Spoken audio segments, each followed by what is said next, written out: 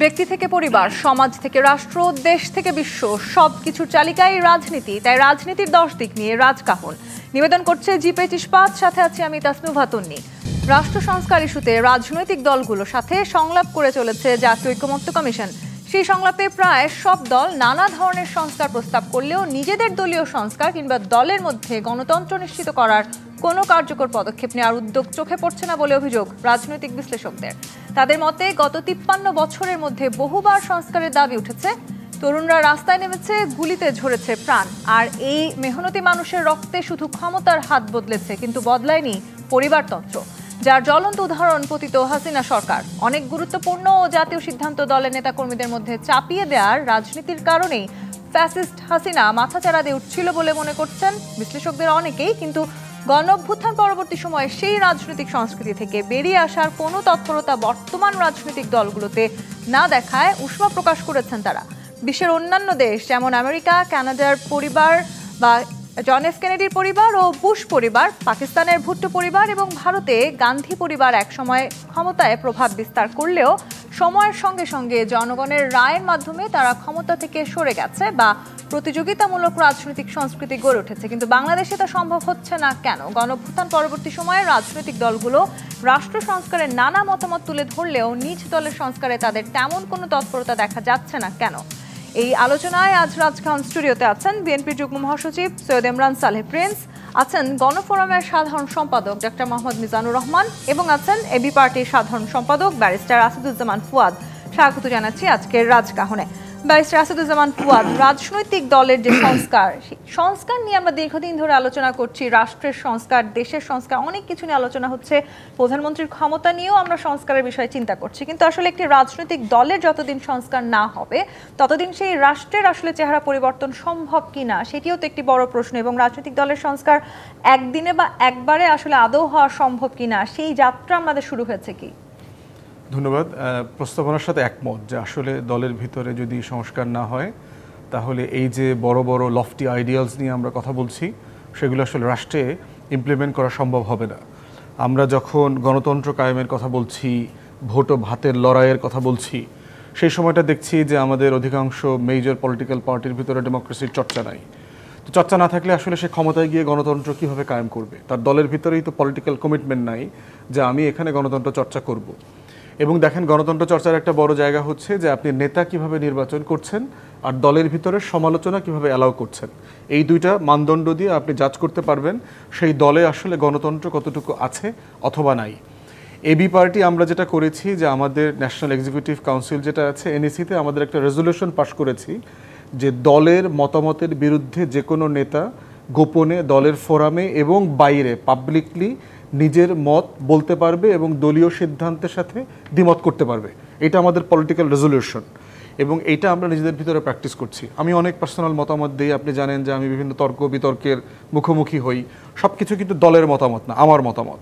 এরকম দলের চেয়ারম্যানও দেখবেন অনেক মতামত দিচ্ছেন যেগুলোর সাথে দল একমত না।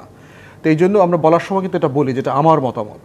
তো সেই জায়গাতে আমরা বোধ করছি যে আমাদের ছোট্ট জায়গা থেকে আমরা এই কাজটা শুরু করেছি।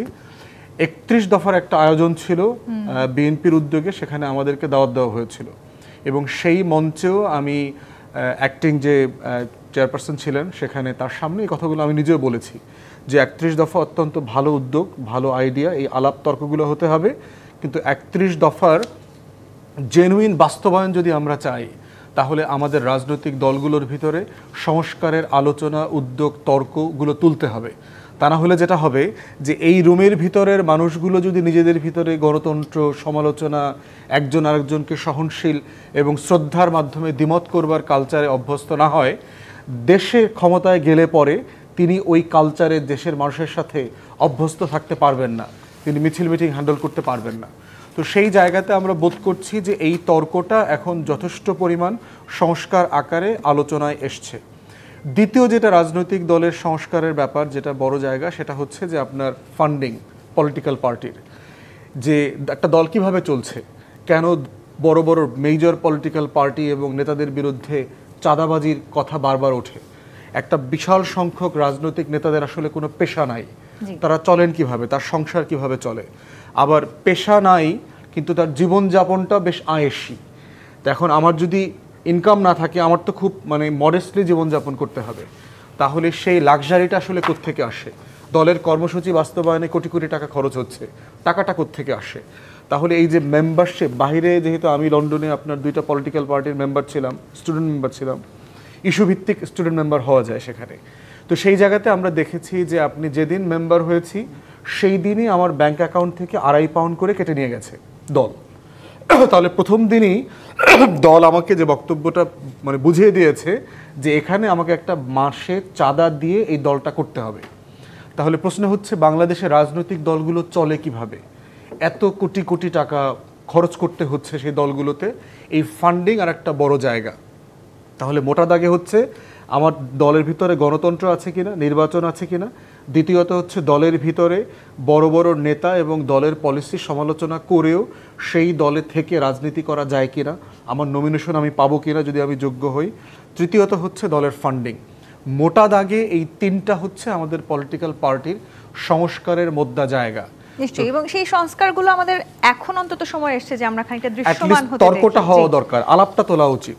নিশ্চয়ই। ডক্টর মোহাম্মদ মিজানুর রহমান, এই যে অনেকগুলো বিষয় আসলে উঠে এসেছে, কি রাজনৈতিক দলের ভেতরে আসলে যে সংস্কারগুলো শুরু করবার কথা ছিল অন্তত এই গণঅভ্যুত্থানের পরে, সেখান থেকে আসলে আমরা অনেকখানি পিছিয়ে আছি কিনা, কিংবা আসলে আমরা দীর্ঘদিন একনায়কতন্ত্র দেখেছি, গঠনতন্ত্রেও আসলে আমরা কিন্তু এটি দেখেছি রাজনৈতিক দলগুলোর যে একচ্ছত্র ক্ষমতা দেয়া থাকে, যিনি আসলে দলীয় প্রধান থাকেন তাকে, সেই জায়গাটি তো একটি বড় পরিবর্তন দরকার কিনা এখন? এটা আপনি যথার্থই বলেছেন। বিশেষ করে এই আমাদের যে দলগুলো, রাজনৈতিক দলগুলো আছে, জানেন যে নির্বাচনে যারা অংশগ্রহণ করে প্রত্যেকেরই নির্বাচন কমিশন কর্তৃক তাদের নিবন্ধন নিতে হয় এবং সেখানে গঠনতন্ত্র জমাও দিতে হয়, দাখিল করতে হয়। এবং সেখানে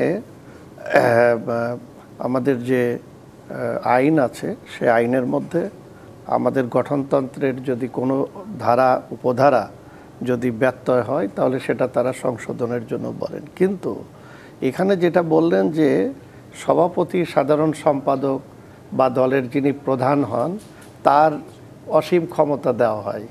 যেমন দেখা যাচ্ছে যে দলের মধ্যেই তিনি এক প্রকার স্বৈর শাসকের মতো নেতৃত্ব ভোগ করেন। যেমন দেখা গেছে কিছু আমি দলের নাম বলতে চাই না, যে সভাপতি তিনি ইচ্ছে করলে যে কাউকে মনোনয়ন দিতে পারেন, আবার যে কাউকে যখন তখন তাকে বহিষ্কার করে দিতে পারেন। দীর্ঘদিন এই মনোনয়ন বাণিজ্যের এক ধরনের এরপরে এটার পরেও দেখা গেছে যে তার হাতে এত বিশাল ক্ষমতা যে যারা রাজনীতি করেন, ত্যাগ স্বীকার করেন, রাজনীতির মাঠে থাকেন, কিন্তু তাদেরকে মূল্যায়নটা খুব হয় না। যেমন জাতীয় নির্বাচন সহ অন্যান্য নির্বাচনে দলীয় মনোনয়ন তারা পান এবং সেখানে দলীয় প্রতীক দেওয়া হয়। তো সেই ক্ষেত্রে আমরা দেখেছি যে সেখানেও যেভাবে দলীয় মনোনয়ন দেওয়ার কথা সেখানে দেওয়া হয় না, এবং দলের ত্যাগী নেতাকর্মীদের বাইরে দলের একক ইচ্ছায় বা ব্যক্তির ইচ্ছায় সেখানে মনোনয়ন বাণিজ্য হয়, এরকম কথাও চলে আসে রাজনৈতিক দলগুলোর মধ্যে। এই জায়গায় আমি আমাদের একটা কথা বলি, আমাদের গণফোরামের কথাটা বলি। আমাদের দলের প্রতিষ্ঠাতা ডক্টর কামাল হোসেন, তিনি বাংলাদেশের সংবিধান প্রণয়ন কমিটির সভাপতি ছিলেন। তিনি এই দলের মধ্যে তার যে ক্ষমতা রেখেছেন একেবারেই কম, অর্থাৎ কম মানে তার ক্ষমতা নাই বললেই চলে। সেখানে বলা হয়েছে সভাপতি দলের সকলের সহযোগিতায় দলকে বিকশিত করার জন্য উদ্যোগ গ্রহণ করবেন, এইটুকুই হচ্ছে, এবং তিনি দলের প্রধান। এছাড়া দলের সভাপতির কোনো ক্ষমতা দেওয়া হয়নি। বলা হয়েছে যে দলের সভাপতি পরিষদ তারা দলের কর্মসূচি এবং দলের অন্যান্য বিষয়ে সিদ্ধান্ত নেবেন, এবং যা কিছু হবে সেটা কেন্দ্রীয় কমিটির সিদ্ধান্ত, সংখ্যাগরিষ্ঠর সিদ্ধান্তে সেখানে অনুমোদন হবে।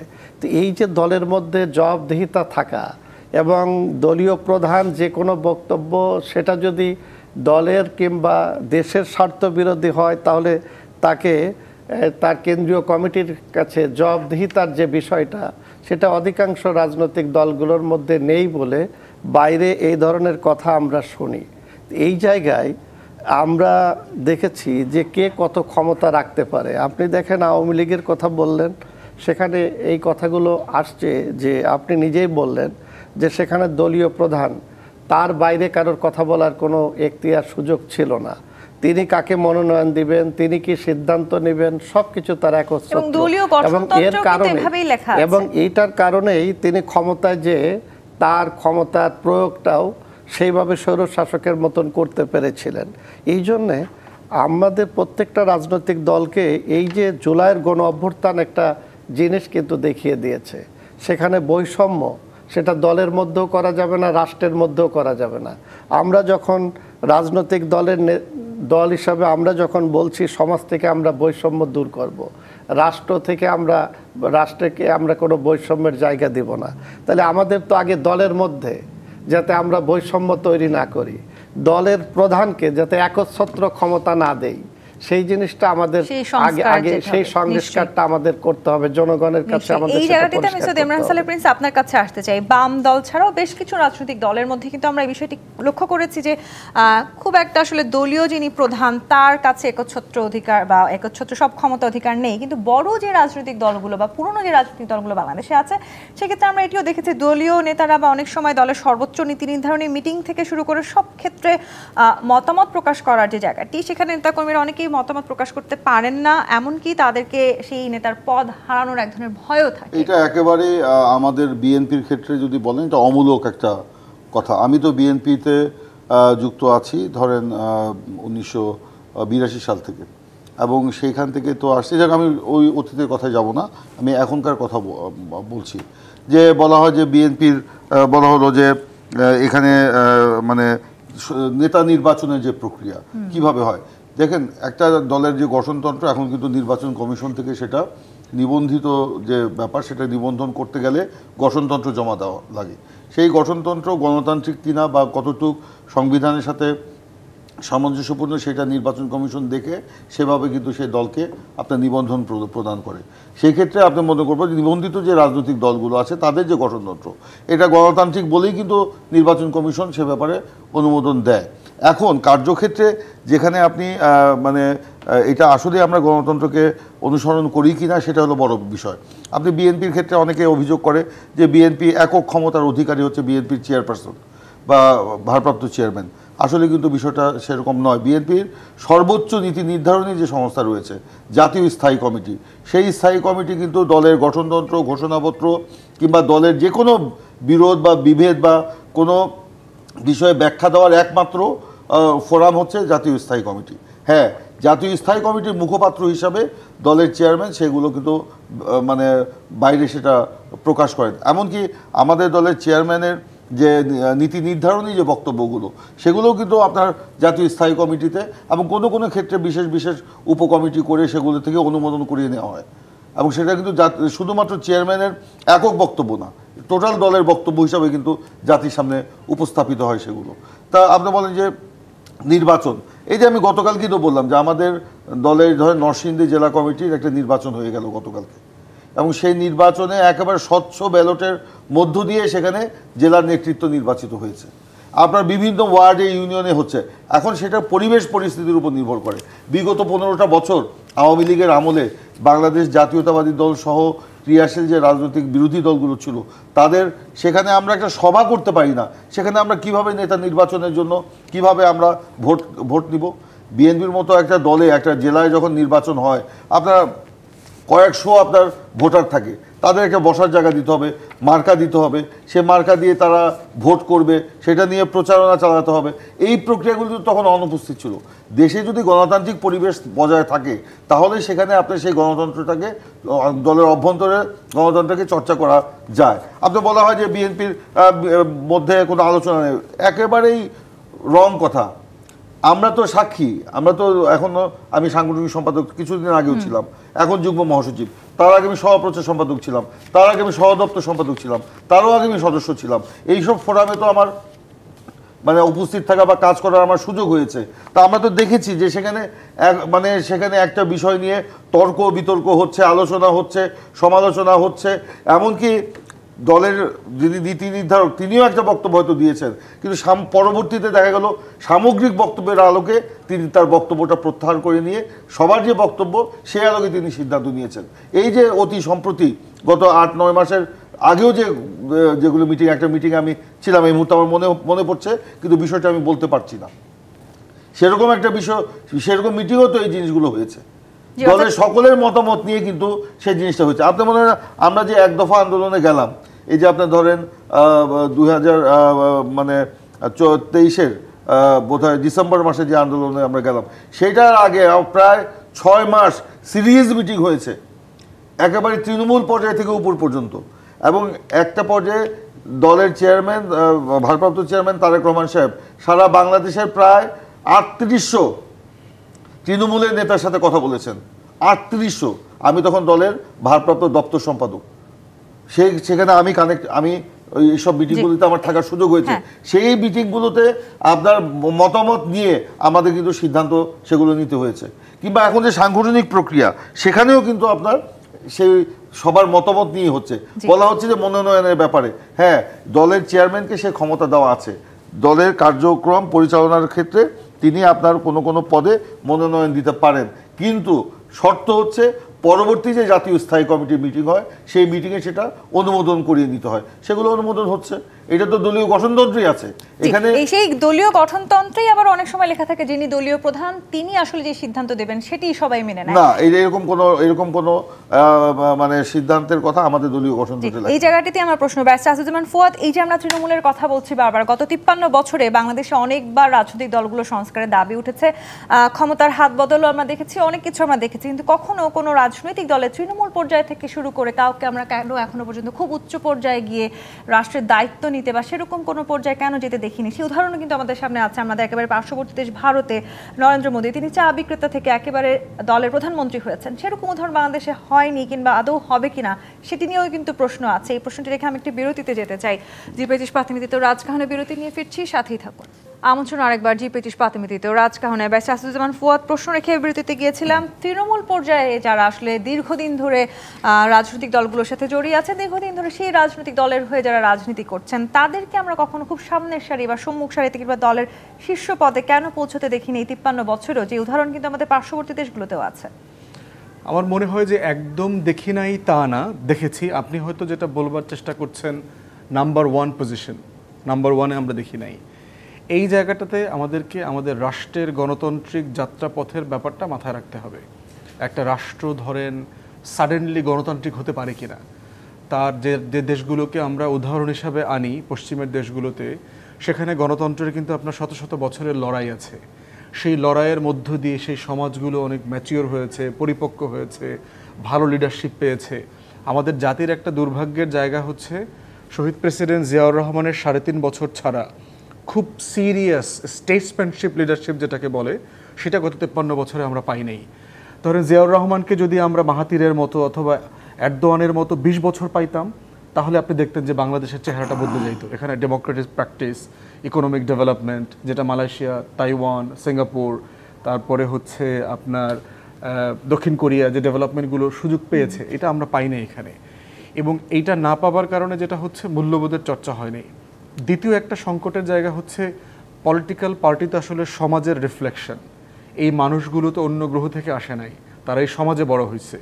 এই সমাজের আলো বাতাস, খাইসলত, বদমাইশি, 9 নম্বরি 6 নম্বরি দেখে দেখে তো সব বড় হয়েছে। তো আপনি সাডেনলি সমাজটা কলুষিত, কিন্তু আপনি পলিটিশিয়ানকে চান ফেরেশতার মতো। মানে এটা তো প্র্যাকটিক্যাল প্র্যাগম্যাটিক। মানে সমাজ পরিবর্তনে তো যারা রাজনীতিবিদ আছেন তাদেরও একটা বড় ভূমিকা আছে। উল্টাই, এটা হচ্ছে ওই যে চিকেন আগে না মানে এগ আগে, দুটাই মানে দুটার সাথে কানেক্টেড আর কি। তো এই জন্য আমার কাছে মনে হয়েছে যে এই রাষ্ট্রটা যারা পরিচালনা করেছেন, তারা এই মানুষগুলোকে উই দ্য পিপল যে বলছি, যারা মালিক এই দেশের, তাদেরকে কখনো এই দেশের নাগরিক বানানোর চেষ্টা করেন নাই। নাগরিক যদি হইতো না, তখন আপনার এই সংকটগুলোর আলোচনাটা আপনাকে আজকে আর করতে হইতো না। কারণ সে তখন লেনদেনটা বুঝতো, তাকে আপনি টাকায় কেনা বেচা করতেন না, তার ভিতরে একটা মর্যাদা বোধ থাকতো যে ভোট এমন একটা জিনিস, আপনার সন্তানটাকে আপনি বিক্রি করবেন কিনা। একটা মা 9 মাস পরে বাচ্চা দেওয়ার পরে এই সন্তানটা সে সাধারণত বিক্রি করে না, এক্সট্রিম সিচুয়েশনে রেয়ারলি বিক্রি করে। তাহলে একটা ভোট কিন্তু আপনার জীবনের 5 বছরের জিনিসটাকে, একটা আমানতকে আপনি বিক্রি করে দিচ্ছেন 2000 টাকা দিয়ে, 5000 টাকা দিয়ে। অতএব এই জিনিসটা তো আমার কৃষক ভাই বোন, আমার গ্রামের নিম্নবিত্ত প্রান্তিক জনগোষ্ঠীকে কখনো বোঝানোর চেষ্টা করা হয়নি। তাহলে রাষ্ট্র আমাকে আপনাকে এখানে বাসিন্দা করে রেখে দিয়েছে। অন্য 10টা পশু পাখির মতো আমি এই দেশে থাকি, কিন্তু অন্যদের থেকে আমার রেসপন্সিবিলিটি যে আলাদা, অন্যদের থেকে আমার দায় দরদ জবাবদিহিতা যে আলাদা, এইটা কখনোই রাষ্ট্র আমাকে শেখায় নাই। প্রশ্ন হচ্ছে আপনি চাইলে পারতেন কিনা? হ্যাঁ পারতেন। আমার 12 কোটি 10 লাখ 20 লাখ অথবা এখন যদি 45 লাখ হয়, এই যে ভোটার তালিকায় লোক আছে, এই মানুষগুলো আসলে ভোটার কিনা। আমি প্রচুর নির্বাচিত প্রতিনিধিদেরকে ফার্স্ট হ্যান্ড জিজ্ঞেস করেছি, আপনি যদি অটো না পাঠাতেন, ভ্যান গাড়ি না পাঠাইতেন, টাকা না দিতেন, বিকাশ, নগদ, ফুসপানি, বিরানি, বাড়ি বাড়ি লোক পাঠায়া, আম্মা, খালাম্মা, চাচি আম্মা, কোয়া কোয়া, মানে আগলায় আয়না এরপরে ভোট দেওয়ার ব্যবস্থা না করতেন, শুধু জানায় দিতেন যে আপনি নির্বাচন করছেন, কত শতাংশ মানুষ নিজের খরচে শীতের সকালে টেম্পো ভাড়া দিয়ে এসে একটা নাগরিক দায়িত্ব পালন করত? কোন নির্বাচিত প্রতিনিধি বলে নাই এটা 10% 15%-এর বেশি হবে, কেউ বলে নাই। আপনি বলছিলেন যে রাজনৈতিক নেতারা আসলে নির্বাচনের আগে যে কাজগুলো করেন সেই কাজগুলো কিন্তু নির্বাচন কমিশন থেকেও নিষিদ্ধ করা হয়েছে, কিন্তু এরপরেও তাদেরকে আমরা দেখেছি তারা বারবার এই একই কাজ করছেন এবং নির্বাচনের পরে তারা আসলে সবকিছুই ভুলে যান। এমনকি যে উপঢৌকনগুলোর কথা আপনি বলছেন সেগুলোও আসলে ভুলে যান। এবং রাজনীতি আসলে একটি লক্ষ্যের জন্য তো আমরা সবাই করি। সৈয়দ ইমরান সালেহ প্রিন্স, এই কথা শুধু একটু আপনার কাছে আমি আসতে চাই, রাজনীতির লক্ষ্যর যদি আমি আসলে খুব কি বলবো বইয়ের ভাষায় বলতে চাই, সেটি তো আসলে মানুষের কল্যাণ বৃদ্ধি করা, কিন্তু রাজনৈতিক নেতারা যখন আসলে ক্ষমতায় চলে যান বা রাজনৈতিক দলের সাথে যখন যুক্ত হন তখন সেটি মনে রাখেন কি? দেখুন, অবশ্যই তাদেরকে মনে রাখতে হবে। যদি মনে না রাখে তাহলে মানুষের কাছে রাজনৈতিক নেতারা জনপ্রিয়তা পায় কিভাবে? মানুষের সাথে যদি জনপ্রিয়তার কি কয়েকটা অনুষঙ্গ তাহলে ব্যাস আসমান ফুয়াদ যে উদাহরণগুলো দিলেন না, এটা সব ক্ষেত্রে প্রযোজ্য না। এখানে একেবারে কোটি কোটি মানুষকে আপনি যে বিরিয়ানি খাওয়ায়া, ফুসপানি খাওয়ায়া, তারপরে যে কি বলে টেম্পো ভাড়া করে ভোট কেন্দ্রে নিয়ে যাচ্ছেন, এটি কিন্তু বিষয়টা এরকম না। হ্যাঁ, ক্ষেত্র বিশেষে এরকম হচ্ছে বা হয়, এটা অস্বীকার করব না, কিন্তু যারা করে দায়িত্ব তো নির্বাচন কমিশন এবং সরকার প্রশাসন, যখন নির্বাচনকালীন সময় যারা দায়িত্বে থাকে তাদের দেখার দায়িত্ব। এরকম কি আমরা দেখেছি তারা এ ব্যাপারে কোনো কার্যকর পদক্ষেপ নিয়েছে? এই ক্ষেত্রে আইন আছে, কিন্তু আইনের যে কার্যকর একটা প্রয়োগ, সেই প্রয়োগটা কিন্তু রাজনৈতিক দলে যারা শীর্ষস্থানীয় নেতা আছে তাদেরও তো একটা দায়িত্ব আছে। অবশ্যই আমরা কি বলে দেই, আমাদের রাজনৈতিক শীর্ষ নেতাদেরকে বলে দেওয়া হয়, তারা কি বলে দেন যে তোমরা এইভাবে কাজ করো?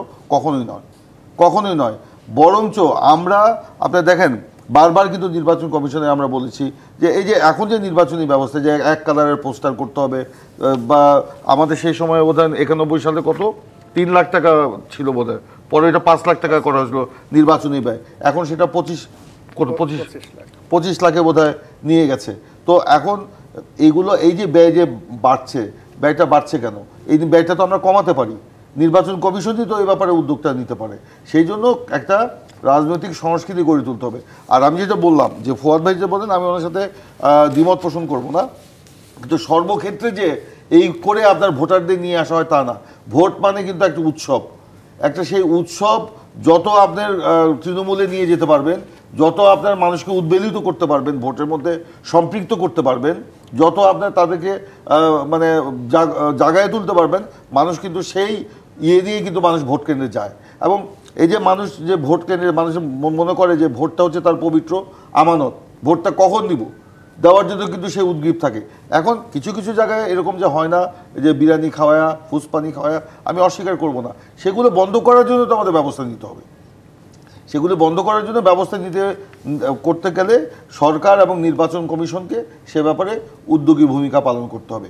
আর একটা বিষয় আপনি যেটা বলেছেন যে সেখানে আমাদের যে এই যে নির্বাচন কর্মসূচি বাস্তবায়নের ক্ষেত্রে বা পলিটিক্যাল রাজনৈতিক কর্মসূচি বাস্তবায়নের ক্ষেত্রে যে অর্থের কিভাবে সংস্থান হয়, যেটা ফুয়াদ ভাই প্রথমে বলেছিল, অবশ্যই সে ব্যাপারেও আমাদের নজরদারি করতে হবে। নির্বাচন কমিশনে আমাদেরকে প্রতি বছরের আয় ব্যয়ের একটা হিসাব দিতে হয়, প্রত্যেকটা কর্মসূচির আমাদের হিসাব দিতে হয়, এবং সেটা চার্টার্ড অ্যাকাউন্টেন্টের কাছ থেকে সেটা আমাদের মানে অডিট করিয়ে সেটা দিতে হয়। এটা আবার নির্বাচন কমিশনে অডিট করে তারপর তারা সেটার একটা ফাইনাল প্রতিবেদন বা ফাইনাল একটা বিষয় আমাদেরকে দেয়। সেই অডিটে আসলে জবাবদিহিতা কতখানি নিশ্চিত করা যায় সেটা নিয়েও তো প্রশ্ন আছে। বেশিরভাগ ক্ষেত্রে দেখা যায় যে বেশিরভাগ রাজনৈতিক নেতাই কিছু করেন না, আমাদেরকে চাঁদা দিতে হয়। টাকা দিয়ে রাজনীতি করেন। না, কিসের টাকা দিয়ে? বেশিরভাগ ক্ষেত্রে আমরা দেখেছি যখন তারা আসলে মনোনয়নগুলো জমা দিচ্ছেন কিংবা যখন অডিটের কথা আপনি বলছেন, সেই সময় তারা বেশিরভাগ সময় দেখা যায় তাদের যে পৈতৃক সম্পত্তি আছে কিংবা এমনকি তাদের আসলে বৈবাহিক সূত্রে পাওয়া যে সম্পত্তি আছে সেই সম্পত্তিগুলো দেখাচ্ছেন। না, এখানে তো আমার মূল তো আমার যে কি বলে আয়কর যে আমরা দেই, সেই আয়করে তো আমাদের পুরো হিসাব দেওয়া আছে, সেখানে তো ফাঁকি দেওয়ার কিছু নেই। এখানে আয়কর দেওয়া সেইটার সাথে মিলিয়ে কিন্তু আমাকে সেই অডিটের আমাদের দিতে হয়। আমি একটা রাজনৈতিক দলের কর্মসূচি হিসাবে আমি বলি, আমি তো একটা দল করি, আমি একটা দলের যুগ্ম মহাসচিব পদে আছে, প্রতি মাসে আমাকে কিন্তু একটা চাঁদা দিতে হয় দলকে, প্রতি মাসে। একটা চাঁদা দিতে হয়, আমার মতো সবাইকে দিতে হয়, দিয়ে সেই টাকা দিয়ে কিন্তু দলগুলো আমাদের দলের যে দৈনন্দিন কর্মসূচি আছে বা আমাদের রাজনৈতিক কর্মসূচিগুলি আছে সেগুলো বাস্তবায়ন করা হয়। এমনকি আমাদের বড় বড় যে কর্মসূচি পালন করা হয় সেখানেও আমাদের বিশেষভাবে চাঁদা ধরা হয়। এবং হ্যাঁ, দলের শুভাকাঙ্ক্ষী যারা আছে তারাও কিন্তু চাঁদা দেয় এবং সেটা রসিদের মাধ্যমে দেয়।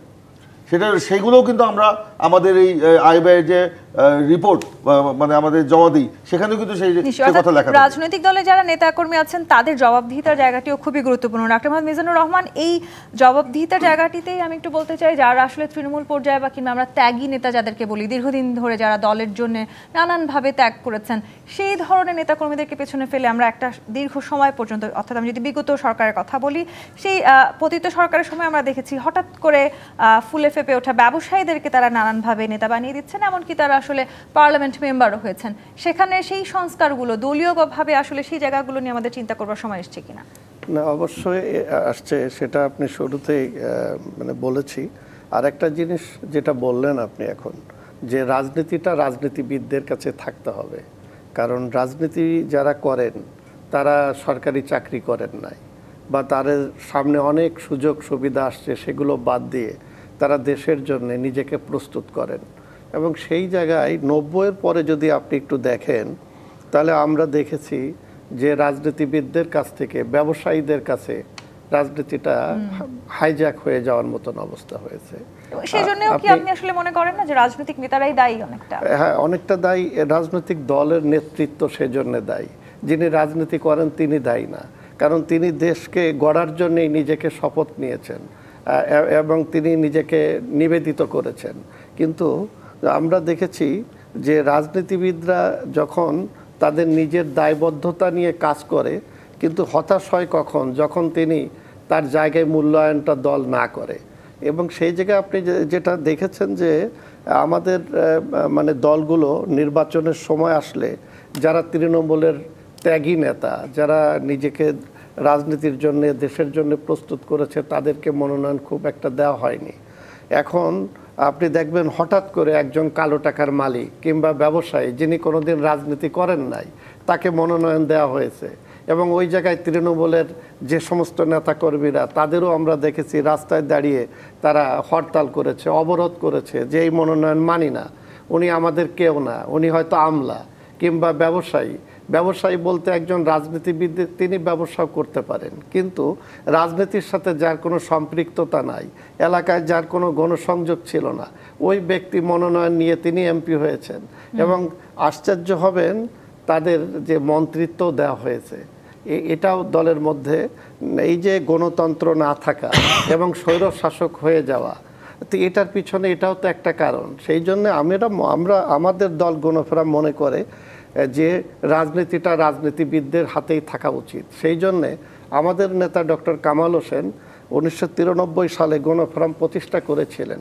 তিনি আওয়ামী লীগের শীর্ষ জায়গায় কিন্তু তিনি ছিলেন, কিন্তু সেই জায়গায় তিনি পদত্যাগ করে গণফোরাম করলেন একটা কমিটমেন্ট নিয়ে, যে গণতন্ত্র, দুর্নীতি এবং কালো টাকা নির্ভর রুগ্ন রাজনীতির বিপরীতে একটি সুস্থ ধারার রাজনীতি প্রতিষ্ঠার জন্যে তিনি ডক্টর কামাল হোসেন গণফোরাম প্রতিষ্ঠা করেছিলেন। এবং আপনাকে একটু বলি যে সেই সময় আমরা কালো টাকার মালিক যেমন সালমান এফ রহমানের বিরুদ্ধে ডক্টর কামাল হোসেন স্বপ্রণোদিত হয়ে সুপ্রিম কোর্টে লড়াই করেছিলেন, এবং তিনি ঋণ খেলাপি এবং কালো টাকার মালিক, সেটা প্রমাণও তিনি করেছিলেন। এই জন্যে আমরা মনে করি যে প্রত্যেকটা দলেরই দায়িত্ব হলো যে তার দলের তৃণমূলের কর্মী যারা থাকবে, ত্যাগী নেতা কর্মী যারা থাকবে, তাদের মূল্যায়ন করা। নিশ্চয়ই, যে মূল্যায়নের কথা আপনি বারবার বলছেন, নেতাদের কথা আপনি বলছিলেন, নেতারা যখন আসলে তাদের দল থেকে ঠিকভাবে মূল্যায়িত না হন, তখন তারা ঠিক যেমন হতাশ হন, তেমনি আসলে এই গণঅভ্যুত্থানের পরে আমরা তো একটা নতুন রাজনৈতিক শক্তির শূন্যতা অনুভব করেছি। এবং সেই জায়গাটি থেকে আসলে যেই মূল্যায়নের কথা আপনি বলেছেন, সেই জায়গাটিতে বারবার আজকে নিশ্চয়ই খবরের কাগজ থেকে শুরু করে সব জায়গায় আমাদের চোখে একটি খবর বারবার আটকেছে, সেটি হচ্ছে ধর্ষণের শিকার হয়েছেন জুলাই শহীদের কন্যা, এবং তিনি আসলে সে অপমান, এই শব্দটাই আমি ব্যবহার করতে চাই, সে অপমান সহ্য করতে না পেরে তিনি আত্মহত্যার পথ খুঁজে নিয়েছেন। এবং সেটি কি আসলে কি মনে হয়, আমরা বারবার অনেক ধরনের সংস্কার নিয়ে আলোচনা করছি, আমরা নতুন রাজনৈতিক শক্তির শূন্যতার কথা বলছি, রাজনৈতিক দলগুলোর মধ্যে পরিবর্তনের কথা বলছি, কিন্তু এই এই যে আসলে অপমানিত হয়ে তাকে জীবন শেষ করতে হয়েছে, সেখানে আসলে এটি রাষ্ট্রের এক ধরনের চরম অবহেলারই আমরা দৃশ্য দেখতে পেয়েছি কিনা এই শহীদদের প্রতি, এই প্রশ্নের উত্তর আমি নেওয়ার চেষ্টা করবো। তবে তার আগে আরো একটি বিরতি নিতে হবে। জিপিএ ইস্পাত নিবেদিত রাজখান থেকে আরেকটি বিরতি নিয়ে ফিরছি, সাথেই থাকুন। জিপিএ ইস্পাত নিবেদিত রাজখান দেখছেন, ব্যাস আসুজ্জামান ফুয়াদ। আমরা যে সময়টাতে ভোট উৎসবে ফিরে যাওয়ার কথা বলছি, ঠিক সেই সময়টাতে আসলে গণঅভ্যুত্থানের পরবর্তী সময়টাতে আমাদের শহীদ কন্যার আত্মহনন দেখতে হয়েছে। সেটি আসলে রাষ্ট্রের এক ধরনের চরম অবহেলার ফলাফল কিনা?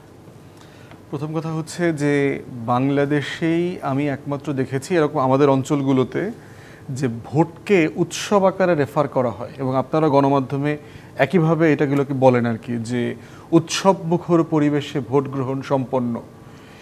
এখন প্রশ্ন হচ্ছে যে আমি তো পশ্চিমে লম্বা সময় ছিলাম, আমি কোনোদিন এই শব্দটা ওখানকার মিডিয়াতে দেখি নাই।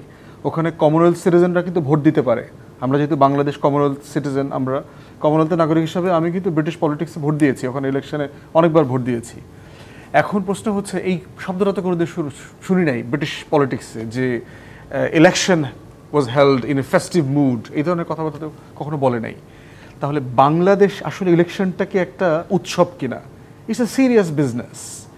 আগামী 5 বছর এই রাষ্ট্রটা কিভাবে চলবে না চলবে, আগামী 5 বছর আমার ক্রয় ক্ষমতা কোথায় থাকবে, বাজারে ইনফ্লেশন কোথায় থাকবে, আমার বাচ্চাদের স্কুলের বেতন বাড়বে কি কমবে, জব মার্কেটের অবস্থা কি হবে, ইকোনমি কোথায় গিয়ে দাঁড়াবে, আইন শৃঙ্খলা পরিস্থিতি কোথায় গিয়ে দাঁড়াবে, these are huge discussions, serious এবং টাফ ডিসিশনস। সেইখানে বাংলাদেশের নির্বাচন হইল কুদ্দুস বয়াতির গানের আসর বসে, এবং সেখানে ইলেকশন ক্যাম্পেইন হয়। বাংলাদেশের ঢোল তবলা বাজনা টাজনা নিয়ে টিয়ে গান টান মমতাজ মার্কা নির্বাচন হইতেছে, সুবর্ণা মোস্তফা স্টারদেরকে নিয়ে নিয়ে আপনার এখানে ক্যাম্পেইন করতেছে। পলিটিক্যাল পার্টিগুলো এই ধরনের নায়ক নায়িকাদের পিছনে নমিনেশন দিয়ে টিয়ে, যেটা আওয়ামী লীগের সময় দেখলাম বিশ্রী অবস্থা করেছে। এখন এই অ্যাটিচিউডটা ইজ এ প্রবলেম্যাটিক অ্যাটিচিউড ডেমোক্রেসিতে, যে আপনার দেশে যে নাগরিক নাই, আপনার দেশে যে ভোটার নাই বলেই তাকে আপনাকে বিনোদন দিতে হয়। কিন্তু election is entertainment, election entertainment না। আপনি এটা আলাদা কাওয়ালি সন্ধ্যা করবেন, সেটা ভিন্ন সময় করবেন, অন্য সময় করবেন, কিন্তু politics, election, state craft, these are serious discussions. তো সেখানে বোধ করছি যে এই ফেস্টিভ মুডের আলাপটা সরাই ফেলতে হবে, নাগরিককে বুঝাইতে হবে যে vote is a serious tough business, আপনাকে এখানে আপনার মতো করে অংশগ্রহণ করতে হবে নাগরিক আকারে। লামিয়ার কথা যেটা বলেছেন, এটা বাংলাদেশের টোটাল মোটা দাগের যে ল্যান্ডস্কেপ, এটা খুবই দুঃখজনক ঘটনা, কিন্তু এটা আশ্চর্য হওয়ার মতো কোনো ঘটনা না বাংলাদেশের জায়গাতে, যেটা নতুন হয়েছে, কখনো হয় নাই।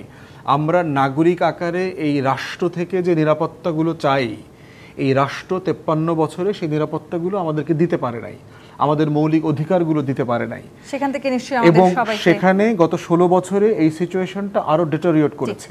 সেই যে নিরাপত্তার জায়গা কিংবা রাষ্ট্রের কাছে আসলে আমাদের যে ধরনের পাওনা থাকে বা যা কিছু আমরা চাই, সেই জায়গাগুলো আসলে রাষ্ট্রের যারা রাজনীতি করছেন তাদেরকেও তো অনেকটাই নিশ্চিত করতে হবে। সেই জায়গাটি কি আসলে আমরা নিশ্চিত করতে পারছি কিনা? ডাক্তার মোহাম্মদ মিজানুর রহমান, আমরা অনেক ধরনের সংস্কারের কথা বলছি, কিন্তু রাজনৈতিক দলগুলো সংস্কার কমিশনের সাথে যতবার আলোচনা করেছেন, নিজেদের সংস্কার নিয়ে ততবার আলোচনা করেছে কি? না, আসলে নির্বাচন কমিশন তো রাষ্ট্র কাঠামোর সংস্কার নিয়েই তারা প্রস্তাবনাগুলো দিয়েছে, এবং সেগুলো নিয়েই তাদের সাথে আমাদের দেন দরবার হচ্ছে, কিংবা আমরা যেমন আমাদের গণফোরামে যে 5টা সংস্কার কমিশনের প্রস্তাব পেয়েছিলাম, সেটা আমরা গত সপ্তাহে জমা দিয়েছি। এখানে যে কথাটা আপনি মোটা দাগে আমাদের এখানে আজকে আলোচনা হচ্ছে, যে আমরা রাষ্ট্র কাঠামোর সংস্কার যাই কিছু করি না কেন, কিন্তু রাজনীতিবিদরাই তো রাষ্ট্র পরিচালনা করবে দিন শেষে, এবং 5 বছর পর পর জাতীয় নির্বাচন যেটি হবে, সেখানে দলীয় মনোনয়ন যারা পাবেন, জনগণের কাছ থেকে তারা ম্যান্ডেট নিয়ে ক্ষমতায় যাবেন, সরকার গঠন করবেন। এই জায়গায় যদি পরিচ্ছন্ন ব্যক্তিদের কিংবা যারা রাজনীতি করেছে, যাদের দেশের জন্য জনগণের কাছে যাদের দায়বদ্ধতা আছে, তাদেরকে মনোনয়ন দেওয়া এবং তাদের হাতে রাষ্ট্র ক্ষমতা যদি যায়, তাহলেই আমার মনে হয় যে সংস্কারটাও মানে অর্থবহ হবে। কারণ আপনি যদি দেখেন যে আমরা বিগত যে সংসদগুলো দেখেছি, সেই সংসদগুলোতে যারা গিয়েছে, সেখানে রাজনীতিবিদদের চেয়ে, যেটা আমি এর আগেও বলেছি, কালো টাকার মালিক এবং ব্যবসায়ী কিংবা অরাজনৈতিক ব্যক্তি, তারাই কিন্তু এই দলীয় মনোনয়ন নিয়ে ক্ষমতায় গিয়েছে।